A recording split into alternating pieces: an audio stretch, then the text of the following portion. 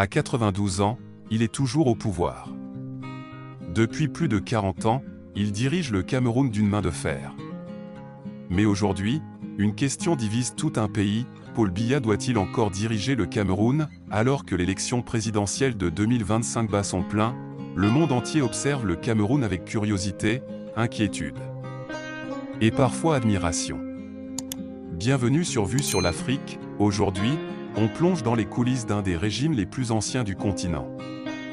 Paul Biya est arrivé au pouvoir en 1982, après la démission d'Amadou Ahidjo. Depuis, il est devenu l'un des présidents les plus anciens du monde encore en exercice. Pour beaucoup, il incarne la stabilité, mais pour d'autres, c'est le symbole d'un système figé, où rien ne change vraiment. Et cette longévité exceptionnelle soulève une question: comment un seul homme a-t-il pu rester aussi longtemps au sommet du pouvoir? La réponse tient en 3 mots: contrôle, stratégie et patience. Paul Biya a su garder le pouvoir grâce à un savant mélange de silence, de diplomatie et de fidélité politique. Il parle peu, mais agit avec précision. Octobre 2025. Le Cameroun vit un moment historique. À 92 ans, Paul Biya se représente pour un 8e mandat présidentiel. Mais cette fois, le climat est différent, l'opposition se montre plus déterminée, les jeunes réclament du changement, et la scène politique est plus tendue que jamais. Issa Tchiroma Bakary, ancien allié du pouvoir, a surpris tout le monde.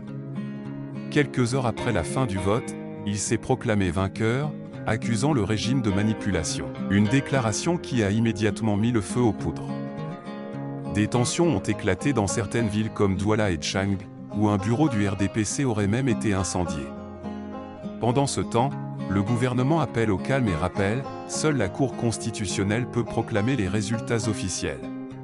Il parle rarement en public, accorde très peu d'interviews, et vit souvent entre Yaoundé et Genève.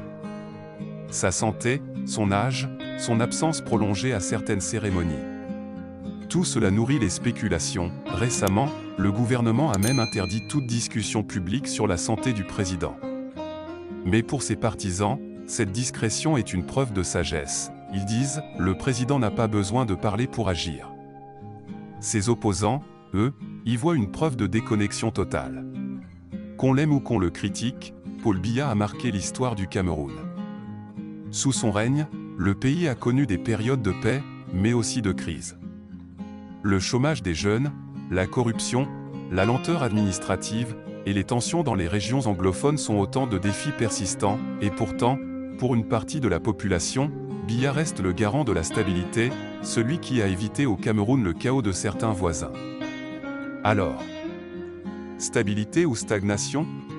C'est tout le dilemme de ce scrutin de 2025. Les résultats officiels sont encore attendus, mais une chose est certaine, cette élection marquera un tournant, quelle qu'en soit l'issue. Si Paul Biya l'emporte à nouveau, il battra tous les records de longévité au pouvoir.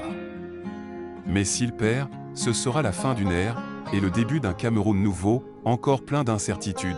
L'avenir du pays dépendra surtout d'une chose: la capacité des Camerounais à rester unis, à dialoguer, et à bâtir une démocratie solide. Au-delà des individus. Et vous, pensez-vous que Paul Biya devrait encore rester au pouvoir?